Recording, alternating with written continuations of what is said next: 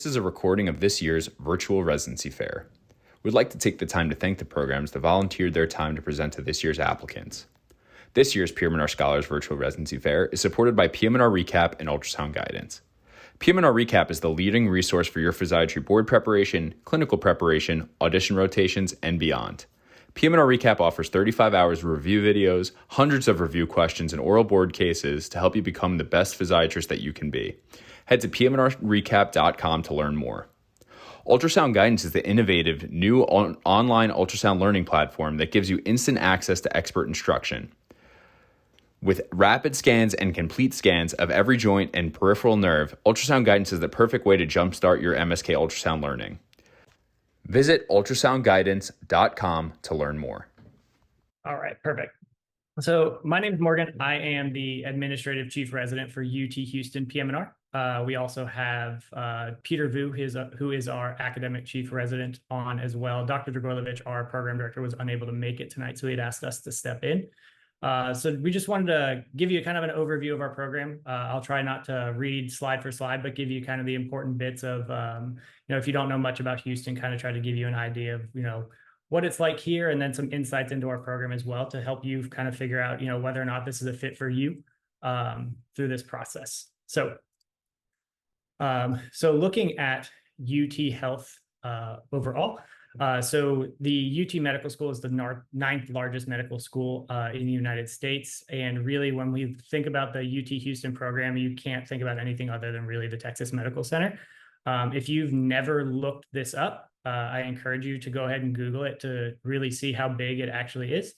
It has over 100,000 employees and about 10,000 patient beds.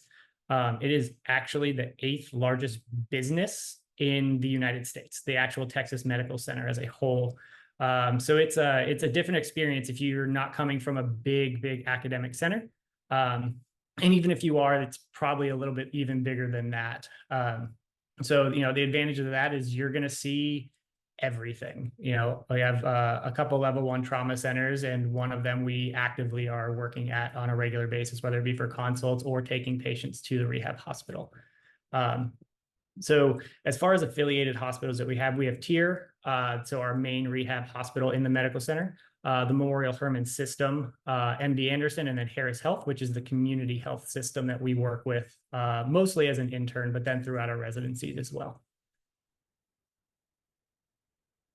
All right. So as far as our program goes, so we've been around for about 30 years now, grown to over 30 clinical and research faculty at this point.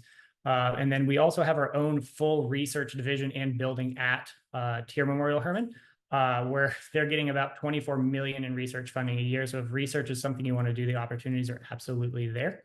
And the faculty there love to be involved with residents and med students as well. A couple of highlights for us as well is the TBI and the SCI model systems. This is something that we've been participating in for a long time now. So very well established plans of care and like how we go about treating patients with, from the TBI and SCI perspective. Our residency is a categorical residency, so there's positives and negatives to that versus an advanced.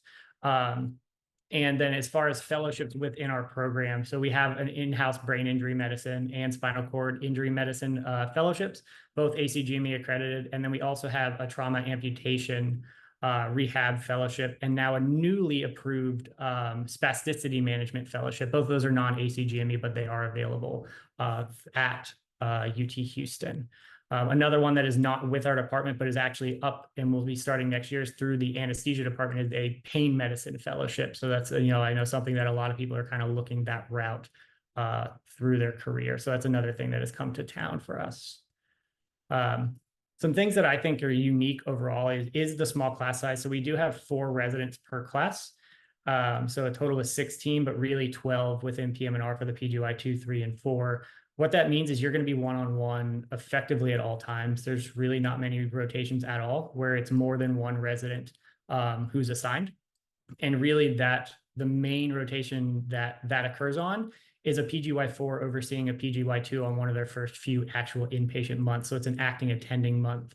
So you really aren't ever going to starve for the experience. You're always going to be involved one-to-one and making decisions and kind of learning a more intimate environment overall.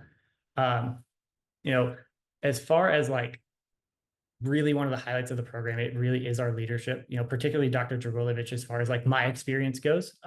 There's not many meetings or decisions or discussions at all that happen that me or Peter are not involved in.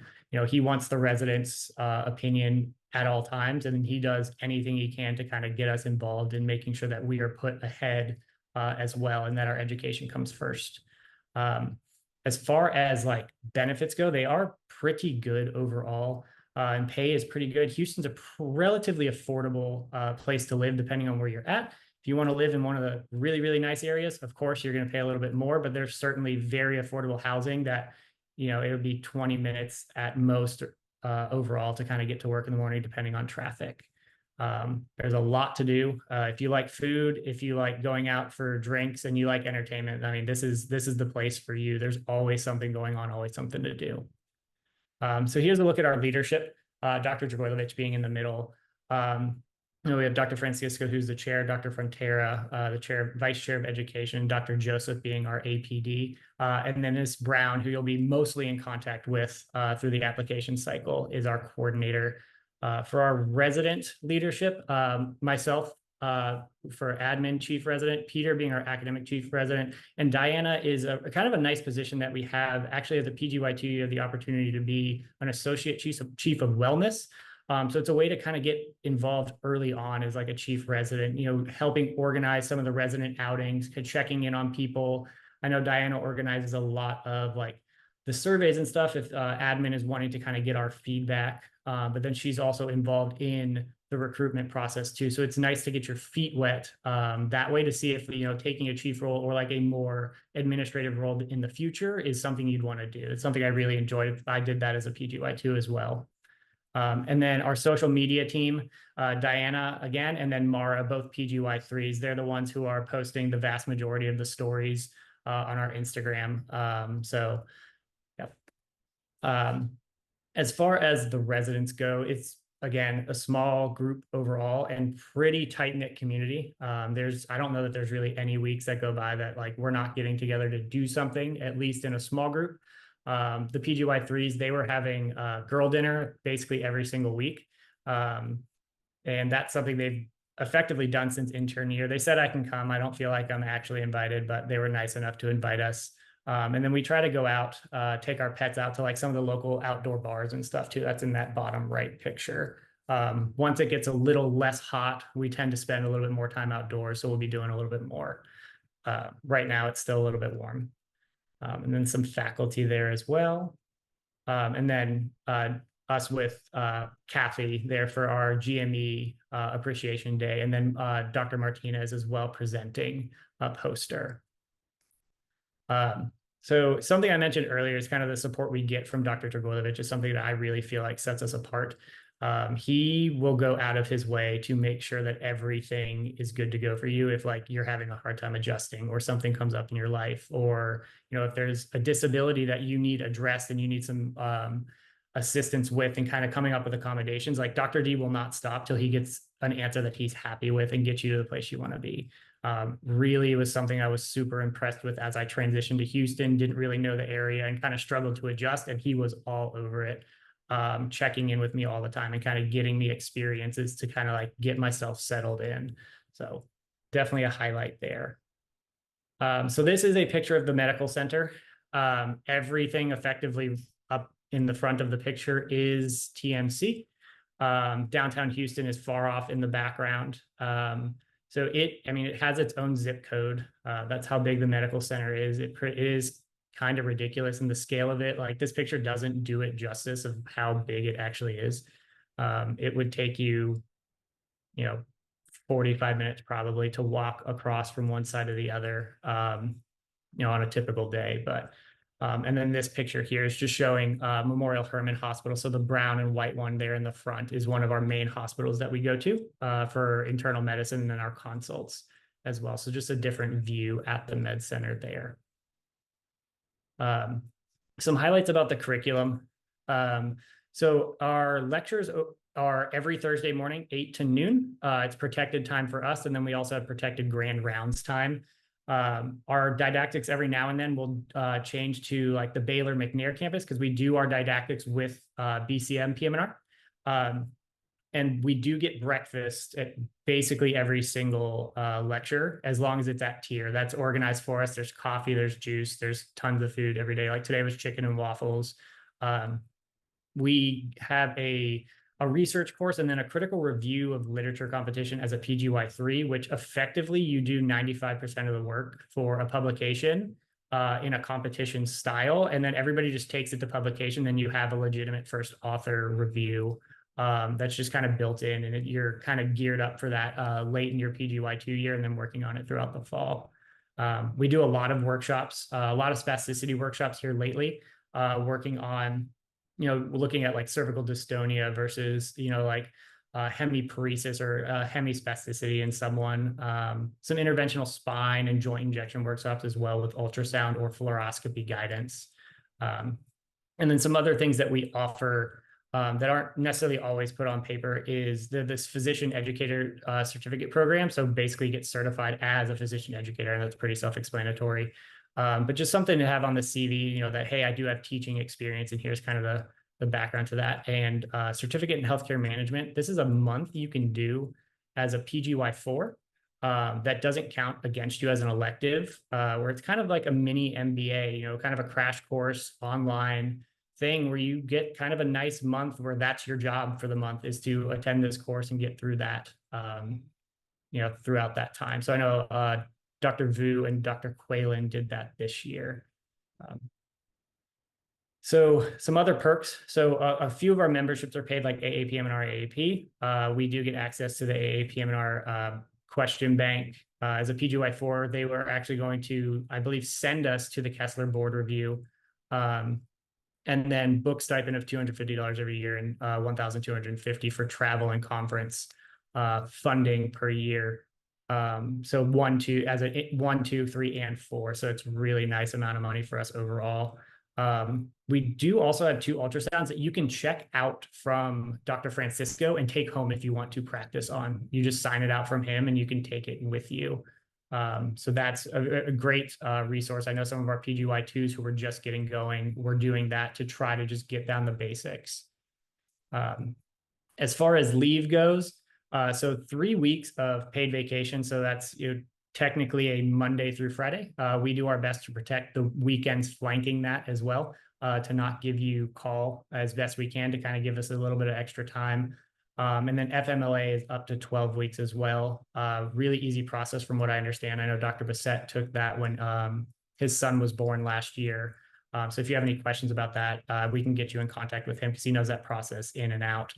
And as far as like doctor's appointments and kind of actually getting some time away to, if you have to go to PT or OT or anything, I know we've had some residents doing that. I've never had one issue where I gave a reasonable heads up, even if that's just a day of, hey, I have this going on, I can't make it. What can we do to kind of accommodate?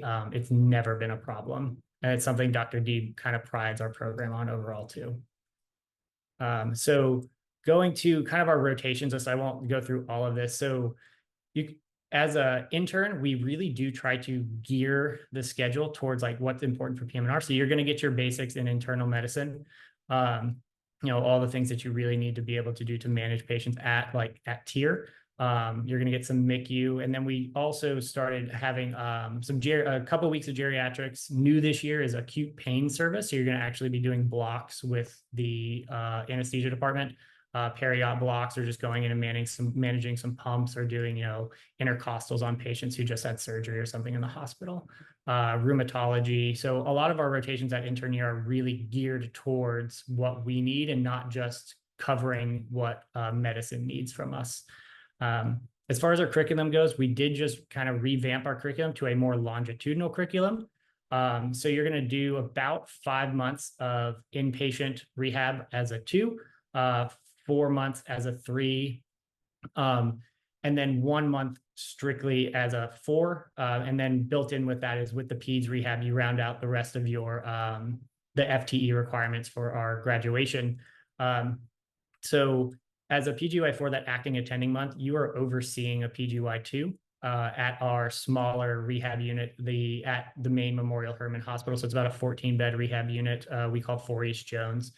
So you're making, you're overseeing every single patient, but also making some of the decisions as far as like patient discharge and, following up with scripts and things like that. As far as other like kind of unique experiences, we do have a pretty great opportunity overall with MD Anderson being effectively right next door. We do a month with their cancer rehab department, and then also a month with their pain medicine fellowship. So it's really nice to go and get some insight on that population, especially if that's something you want to do. And then also plenty of other opportunities for procedures, whether it be purely MSK or if you like the pain aspect of stuff. We started working with the Family Medicine, Sports Medicine Fellowship as well. So as a PGY4, you spend a month with them too, if sports is something you want to do. And that's something that we can even move up typically in the curriculum too, if you're really interested in it earlier on. So for rotation sites, so the main tier Memorial Hermann, the main rehab hospital, we talked about, Memorial Hermann TMC, and then MD Anderson and Lyndon B. Johnson Hospital, or LBJ, you'll hear it here, which is the community health hospital here. Most of my rotations as an intern for medicine were there, and then we kind of transitioned away, and then as a 4, you'll be back a little bit there too. So to talk about call a little bit, since I see that Dr. Dean didn't have a slide on it. So our call is definitely, it's more front loaded as a PGY2 and a PGY3. So you take about 45 total days as a PGY2, about 35 days as a 3, and then 11 days as a PGY4. So actually me, Dr. Vu, and Dr. Bissett are completely done with call for the rest of residency at this point already in the year. We've done our days. So very nice to have the kind of staggered like that. To front load it, get you the experience early, and then also give a little bit of a break kind of as you're rounding things out. All of our call is home call. It's 2 different call pools depending on what rotations you're on. And if someone has specific questions about that, we can go into it in detail later, but I won't spend a whole bunch of time. But no matter what, it's home call overall. And just a quick time check, y'all have about 2 minutes remaining. Okay. So as far as graduate placement, so kind of all over the place here recently, pain has kind of been where a lot of people have gone, but then also lots of private practice, cancer rehab with Dr. Nauman, and kind of not any real strict, geographic area that people are only landing in. Obviously pretty strong here in Texas overall though. So big updates. So the sports medicine rotations we talked about, the APMS or pain management rotation is a PGY1. And then the longitudinal curriculum, these are all things that are, kind of in the works overall. And we're also working with that new UTHealth pain, interventional pain fellowship to kind of get us involved with them a little bit earlier too, to get us, even more of the actual exposure and like the fluoroscopy and the advanced procedure stuff. So that's everything I have. Are there any questions in particular that I can answer?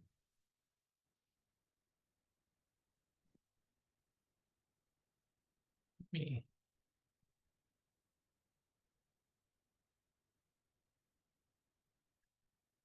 Hello, can you hear me? Yep. I wanted to hear a little bit more about home call if you have a few, just to expand on that a bit. Sure. So our home call overall, so we have 2 different call pools. One is the actual tier rehab hospital call pool. That is only when you're on a tier inpatient month. So for that, the call is split between all of the residents that are on rotation at that time. So you're taking call at for 24 hours for 1 day at a time. So when you show up at 8 a.m., say Monday morning, you are on call. If there's a rapid or anything between 8 and 5, you're the one who's in charge of running that. As soon as it hits 5 o'clock, you can go home. So you're managing from there, kind of really just putting out small fires, dealing with issues like that. The call isn't terrible. It can be a little bit busy. Just, you might be covering 110 to 115 patients. So it's just a volume thing. The other call is the 4 East Jones call. So it's for anyone who's not on a tier rotation. That is Monday. You take call Monday night through Thursday night, or Friday through Sunday. And if you're on the weekend, you're rounding and seeing some patients. But it's kind of the same idea. It's all home call, pretty much just like putting out fires.